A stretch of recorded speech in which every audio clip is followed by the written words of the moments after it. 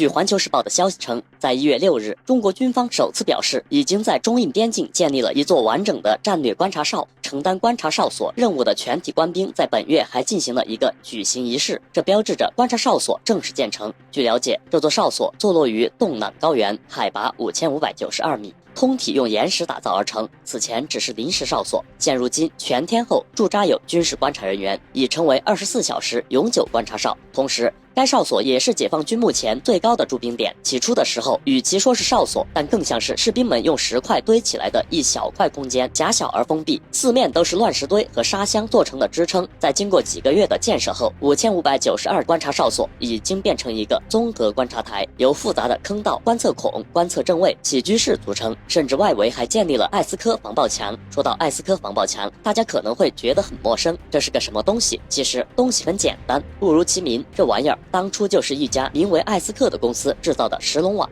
最初人们为了抵御洪水，把沙子和石头倒进石龙网中，随后这一模式被军队所采用，并开始逐步用于建造防御工事。这类石龙在中东地区可以说是随处可见，建造起来非常的简单，只需将石龙网架撑起，往里面装满沙石，就可以建造完简单的艾斯科防爆墙。但在建造过程中，军队可以根据不同的需要建造不同的防御墙，随意选择墙体的厚度与高度。此外，中国的工程人员还在边境地区修建了一条战略公路，可以直接通车到5592观察哨所。这表明这条公路已延伸到一线地区，一旦发生冲突，解放军的后勤补给就能源源不断地为前线士兵运送物资。反观印度，他们的边境哨所现在别说是建造防御墙了，由于其国内的基础建设能力实在是不足，现在连士兵的基本保障都无法做到全部满足，更别说建立战略观察哨了。为此，在看到解放军将5592战略观察哨顺利建设完成之后，印度人开始着急了。印度媒体《亚欧时报》表示，虽然印度方面边境地区已经做好了充分的准备，但解放军现在显然是在为任何可能的战斗做准备，希望中国方面能够保持克制，中印和平解决边境问题才是最好的选择。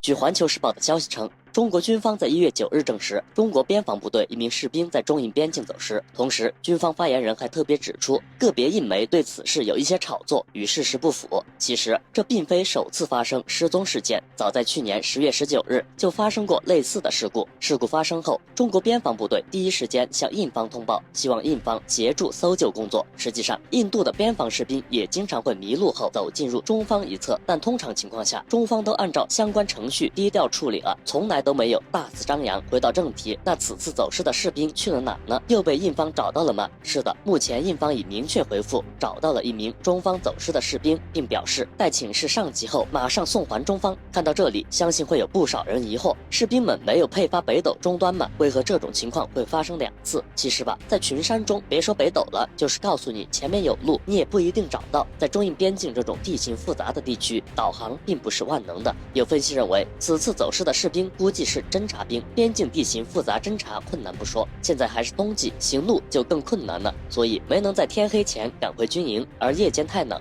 人在野外伸手不见五指，那就更加的难以辨别地形方向了。如果在寒风中待太久的话，那冻死将成为必然，所以说必须找。而第一时间给印军发通告，首先是为了侦察兵的安全，其次还能顺便检查下印军夜间的出动能力。在双方有建立信任措施的协定这一机制下，印度要是不出动，就说明军事能力不足，那时要发生些什么，就可别怪中方的边境部队派士兵过去摸营找人了，后果啥样，估计大家也能猜出来。实际上，中印对类似事件都有应对方案，只要不是故意使绊子，这样的事情通常都能顺利解决。特别是现在中印双方还在谈判过程中，任何不明智的决定都会迅速加剧紧张局势。印方应该要理解这一点。其实，印度人在翻阅史书时就应该意识到，要尽快把走失的士兵送回来，而不是请示什么上级，否则下一步可能就是中方部队直接去印方的大本营搜索失踪的士兵。当年的宛平城，相信现在还有不少人记得吧？可以说，这次印军属实是悬崖跟前走一遭而不自知。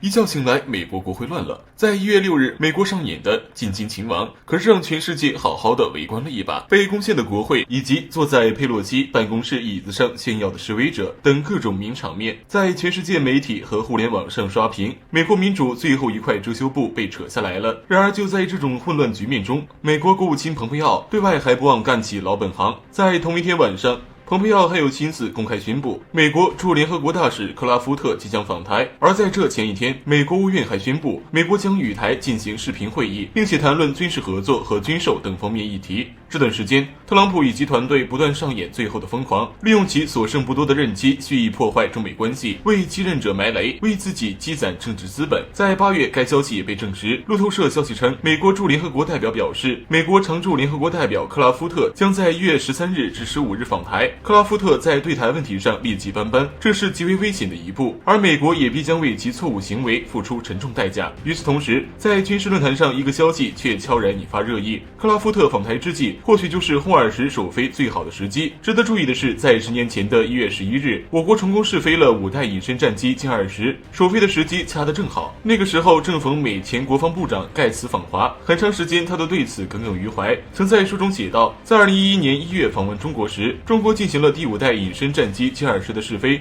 这是对我最大的侮辱。巧的是，近日人民空军公布了2021年新版招飞宣传片，最大的亮点就是被幕布遮住的神秘轰炸机。这次幕布被掀开，头盔上显示的倒影就是下一代隐身轰炸机。这似乎表明轰20已经离我们越来越近，轰20的存在已经毋庸置疑，但可能现在还处于保密状态，只是在等待一个最好的时机公布。在1月6日，南海舰队还公开实战训演画面，首次证实 G20F 反潜型已经服役。这批 G20F 未来可能会装备在075舰上，而之前消息就透露，我国山东舰、075型2栖舰、05万吨大驱等主力装备也全都聚集三亚海军基地。这一切都在向外界释放一个信号，不要误判解放军的决心，解放军有能力、有意志，坚决捍卫国家主权和领土完整。